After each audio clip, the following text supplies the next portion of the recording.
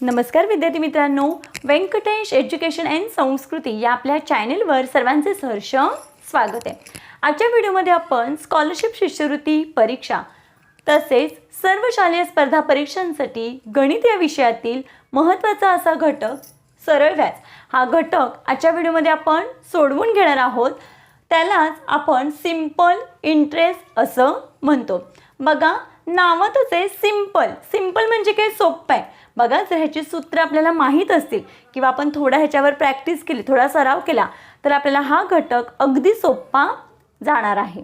बघा, अशी कोणतीही परीक्षा नाही की ज्याच्यामध्ये सरळ व्याजाचा एकही प्रश्न विचारलेला नाही आहे, कारण प्रत्येक परीक्षेमध्ये सरळ व्याजावर एक किंवा दोन प्रश्न हमखास विचारले जातात, म्हणून हा घटक आपला पक्का असणं गरजेचं आहे। बघा, आता सरळ व्याज हा घटक शिकताना आपल्याला काही गोष्टी माहीत असणं गरजेचं आहे। आता आपण व्याज कशाला म्हणतो तर बघा, आपण एखाद्याकडून आपण एखादी रक्कम घेतली तर ती रक्कम वापरली, त्याबद्दल आपण जो मोबदला देतो त्याला आपण काय म्हणतो, व्याज असे म्हणतो। सपोज ए हा व्यक्ती बी याच्याकडून काय करतो, पैसे घेतो, म्हणजे ए हा व्यक्ती बी कडून काही कारणास्तव पैसे घेतो। मग ए या व्यक्तीने बी या व्यक्तीचे जे पैसे वापरलेत ते पैसे वापरल्याचा जो मोबदला आहे त्यालाच आपण काय म्हणतो, व्याज असे म्हणतो। आता बघा, हे झालं व्याज म्हणजे काय। बघा, दररोजच्या जीवनामध्ये आपण व्यापारासाठी, शेतीसाठी किंवा घरगुती काही अडचणींसाठी आपण बँकेकडून पैसे घेतो। मग बँक काय करते, त्या व्यक्तीला जे पैसे वापरायला दिलेत त्याचा मोबदला म्हणून त्याच्यावर काय करते, ठीक आहे, हे झालं पैसे घेतल्यावर। आणि कधी कधी काय होतं की आपण गुंतवणूक म्हणून बँकेमध्ये पैसे ठेवतो, मग त्यावेळेस आपल्याला बँक काय देते, व्याज देते, म्हणजे आपल्याला त्याचे पैसे भेटतात आहे की नाही, म्हणजे व्याज देते। मग जो वापरल्याचा मोबदला म्हणजेच काय, व्याज। हे झालं व्याज म्हणजे काय। आता सरळ व्याज म्हणजे काय तर बघा, दर वर्षाला सारख्याच असणाऱ्या व्याजास आपण काय म्हणतो, सरळ व्याज असे म्हणतो। मग सरळ व्याज हा घटक शिकताना काय माहिती आहे किंवा काही गुणधर्म आपल्याला माहीत असणं गरजेचं आहे। मग त्याच्यामध्ये आहे दर साल, दर शेकडा। एक शेकड्यामागे एका वर्षाला व्याजाची जी रक्कम द्यावी लागते त्याला आपण काय म्हणतो, दर साल, दर शेकडा असे म्हणतो। मग आता इथे बघा, हे झालं दर साल, दर शेकडा। आता मुद्दल म्हणजे काय, बघा याच्यामध्ये मुद्दल पण महत्त्वाचं आहे। आपण जी रक्कम घेतले त्या घेतलेल्या रकमेला आपण काय म्हणतो, मुद्दल असे म्हणतो। आणि मुदत म्हणजे काय, घेतलेली रक्कम आपण किती दिवस वापरणार, म्हणजे जेवढे दिवस वापरतो किंवा जेवढे दिवसासाठी घेतलेत त्या दिवसांना काय म्हणायचं, मुदत म्हणायचं, म्हणजेच कालावधी। आता झालं मुद्दल झाली, मुदत झाली, आता दर साल, दर शेकडा पण झालं। आता आपण उदाहरण घेऊया म्हणजे आपल्या लक्षात येईल। बघा, इथे पहिला प्रश्न असा दिलाय, दशादशे 10 दराने 500 रुपयांचे 2 वर्षाचे सरळ व्याज किती। दिलेली माहिती बघा, काय काय दिले इथे, दशादशे म्हणजेच आपल्याला काय दिलेलं आहे, दर दिलाय 10%। बघा, सरळ व्याज या घटकाचा अभ्यास करण्यापूर्वी आपल्या टक्केवारी आपल्याला सहज काढता आली पाहिजे, म्हणजे टक्केवारी हा घटक आपला पक्का असला पाहिजे। आता बघा, दर आहे 10%, दराने रुपयांचे की नाही, म्हणजे हे मुद्दल आहे। 500 रुपये काय आहे, मुद्दल आहे। मग इथे लिहून घेऊया आपण, 500 रुपये मुद्दल आणि मुदत। बघा, कालावधी किती आहे, 2 वर्ष आहे। आणि आपल्याला काय करायचंय, सरळ व्याज किती। मग आता बघा, सरळ व्याजचं सूत्र आहे, सरळ व्याज हे सूत्र पाठच करून ठेवायचं, कारण कुठलाही आणि कसाही प्रश्न विचारू दे, आपल्याला जर हे एक सूत्र पाठ असेल तर अख्खा सरळ व्याजचा टॉपिक आपला एकदम परफेक्ट झाला असं समजायचं। मग बघा, सरळ व्याजचं सूत्र बरोबर मुद्दल गुणिले मुदत गुणिले दर आणि भागिले 100 हे आहे सूत्र। आता बघा, या गणितामध्ये मुद्दल किती आहे, 500 रुपये लिहून घेतली इथे 500, मुदत किती आहे, 2 वर्षाची, ठीक आहे, आणि दर किती आहे, 10%. आणि मग त्याच्या खाली काय येणार इथे 100. मग आता बघा जिथे 0 आहे तिथे काटाकाटी करा, 0ला 0 कट केले, राहिले काय 5 दुने 10 आणि 10 10 100. मग आपले सरळ व्याज किती आले, दसादसे 10% दराने 500 रुपयांचे 2 वर्षाचे सरळ व्याज आहे 100 रुपये. बघा या सूत्रानुसार आपण हे गणित अगदी एका मिनिटात सोडवलं. बघा पुढचं गणित घेऊया आपण.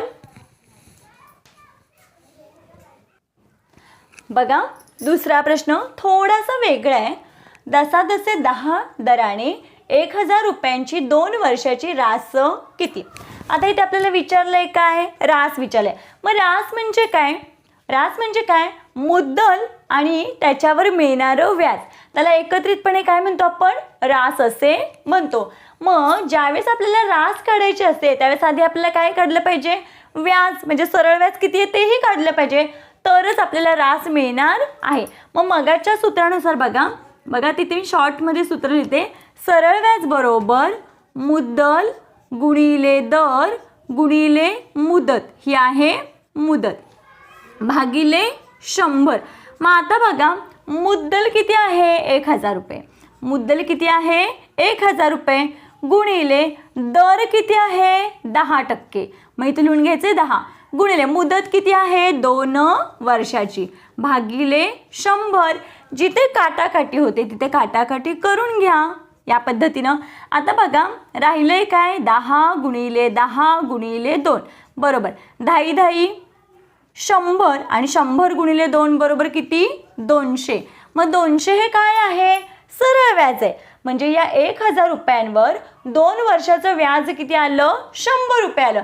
आता आपल्याला रास सांगितलंय. मग बघा इथे रासचं सूत्र, रास बरोबर मुद्दल म्हणजे घेतलेली रक्कम आणि त्यावरचं हे व्याज. ठीक आहे, या पद्धतीनं. मग बघा मुद्दल आहे 1000 रुपये आणि व्याज आहे 200 रुपये. मग यांची आपण बेरीज केली तर बेरीज किती येते 1200 रुपये. म्हणून मी इथे आपल्या या प्रश्नाचं उत्तर आहे, याची रास आहे 1200 रुपये. बघा या पद्धतीने आपल्याला प्रश्न कसाही विचारू द्या, फक्त आपल्याला हे सूत्र पाठ पाहिजे आणि या सूत्रांचा वापर करून आपल्याला हे गणित सोडवायचं आहे. पुढचा प्रश्न बघूया आपण. पण पहिल्या 2 प्रश्नापेक्षा थोडा वेगळा आहे, त्यासाठी सुद्धा सूत्र आपल्याला हेच वापरायचे. प्रश्न वाचूया आपण. दसादसे 8 दराने एका रकमेचे 2 वर्षाचे सरळ व्याज 96 रुपये होते, तर ती रक्कम कोणती. आता इथे रक्कम विचारले, मग रक्कम म्हणजे काय, मुद्दल. इथे आपल्याला मुद्दल दिलेली नाही आहे, म्हणजे इथे आपल्याला मुद्दल विचारली आहे. मग काढायचं आहे. मग बघा जशी माहिती दिली तसं आपण काय करूया, आधी भरूया. आता काय काय दिले, सरळ व्याज. बघा व्याज, सरळ व्याज किती आहे 96 रुपये. मग इथे बघा लिहून घेतलं आपण 96 बरोबर. मुद्दल माहीत नाही आहे, आपण इथे काय करूया, मुद्दल जिथे मूच लिहूया असा. दर किती आहे 8% दर, गुणिले मुदत किती आहे 2 वर्ष आणि भागिले 100. या पद्धतीने आपण या सूत्रामध्ये दिलेली किमती लिहिल्या. आता बघा आपल्याला मुद्दल काढायचे. मग आता काय करायचं आहे, आता बघा हे आहेत ना 100, इथे भागाकाराच्या रूपात आहेत. संख्या एकत्र करूया, भागाकाराच्या रूपात आहेत. मग इकडे आल्यावर काय होईल, गुणाकार. मग बघा 96 गुणिले 100 बरोबर मुद्दल गुणिले 8 गुणिले 2. मग आता काय करायचं आहे, हे 96 गुणिले 100 प्रत्येक वेळेस वेगवेगळे सूत्र जर तुम्ही पाठ करत बसलात तर त्याच्यामध्ये जमलिंग होईल. त्यापेक्षा एका सूत्रानुसारच आपण कसं सूत्र तयार करायचं ते बघा. बरोबर आपल्याला इथे मुद्दल विचारले, मग मुद्दल आहे तसं इथे ठेवायचं. हे इकडे गुणाकार आहे, मग इकडे आल्यावर काय होणार भागाकार. मग इथे 8, इथे नाही, हे नाही भागाकाराचं चिन्ह बदलणार, फक्त हे जे वर होतं गुणाकाराच्या रूपात ते याच्यामध्ये भागाकार होईल. म्हणजे इथे 8 गुणिले 2 या पद्धतीनं. आता बघा इथे भाग जातोय, भाग घालवून घेऊया. 8 एके 8, इथे बघा 8 एके 8, इथे 1 राहिला, 8 दुने 16. ठीक आहे, म्हणजे 12 8 96 तसं. आता इथे बघा बे 1 बे, बे 5 10 आणि बे 0 0. मग आपलं उत्तर काय आले बघा. आता इथे बघा मी इथे लिहिते 12 गुणिले 50, 12 गुणिले 50 बरोबर मुद्दल. ठीक आहे, हां. मग बघा 12 पंचे 60 आणि हा एक 0 आहे तसं. मग आपलं मुद्दल किती आहे, मुद्दल आहे 600 रुपये. बघा या पद्धतीने आपलं या प्रश्नाचं उत्तर आलेलं आहे 600 रुपये मुद्दल. म्हणजे काय, दर साल दर शेकडा 8% दराने एका रकमेचे 2 वर्षाचे सरळ व्याज 96 रुपये होते, तर ती रक्कम 600 रुपये. बघा या पद्धतीनं कोणत्याही प्रकारचं गणित असेल तरी आपण या सूत्रांचाच वापर करायचा आहे. पुढचं आपण गणित बघूया. बघा हा तर थोडासा वेगळा प्रश्न आहे, बघूया. दसादसे 3 दराने 4000 रुपयांचे 4 महिन्यांचे सरळ व्याज किती? सरळ व्याजाचं सूत्र तेच, दिलेली माहिती काय काय आहे, दर दिलाय, मुद्दल दिले, मुदत पण दिली आणि सरळ व्याज काढायचं. आता तुम्ही म्हणाल अरे बापरे किती सोपं आहे, सरळ व्याज तर हे सूत्र आहे, मग याच्यामध्ये किमती पण पटकन उत्तर आलं नाही. इथे काय दिले, 4 महिने. आपण व्याज कशामध्ये काढतो, वर्षामध्ये काढतो.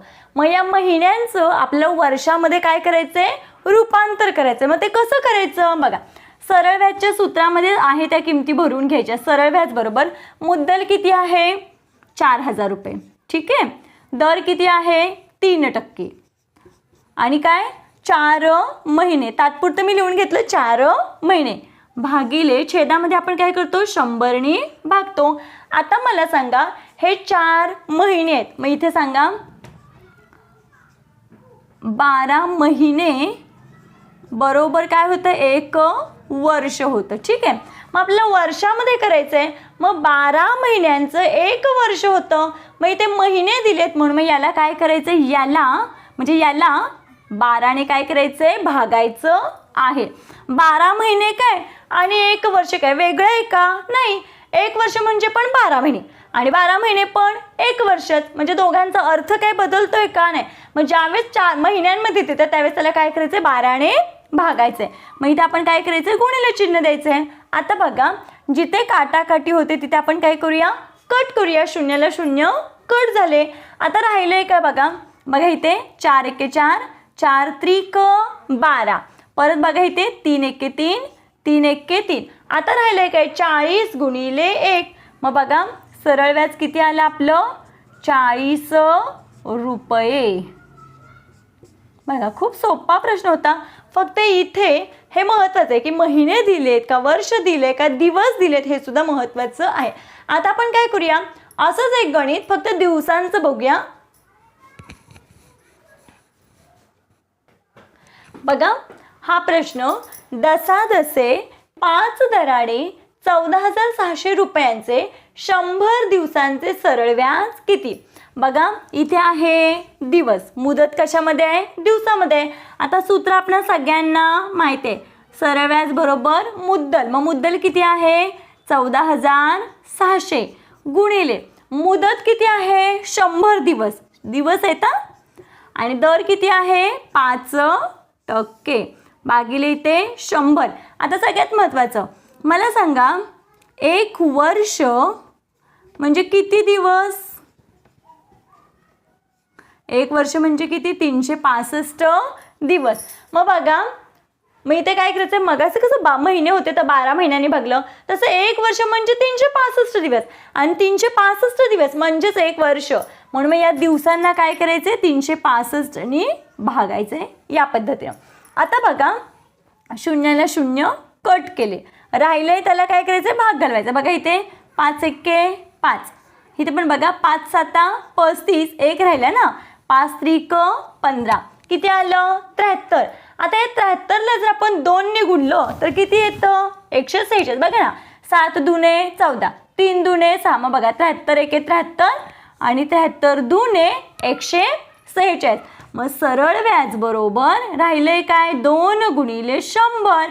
मग बघा किती आलं, 2 गुणिले 100 म्हणजेच किती, 200 रुपये सरळ व्याज आहे. बघा आशा करते आपल्या सर्वांना ही गणितं समजली असतील. आजचा व्हिडिओ आवडला असेल, तर व्हिडिओला नक्की लाईक करा, आपल्या जास्तीत जास्त मित्रमैत्रिणींना शेअर करा. चॅनलवर नवीन असाल तर चॅनलला सबस्क्राईब करा. आजचा व्हिडिओ कसा वाटला ते कमेंटमध्ये नक्की सांगा. भेटूया पुढच्या व्हिडिओमध्ये. तोपर्यंत नमस्कार, थँक्यू.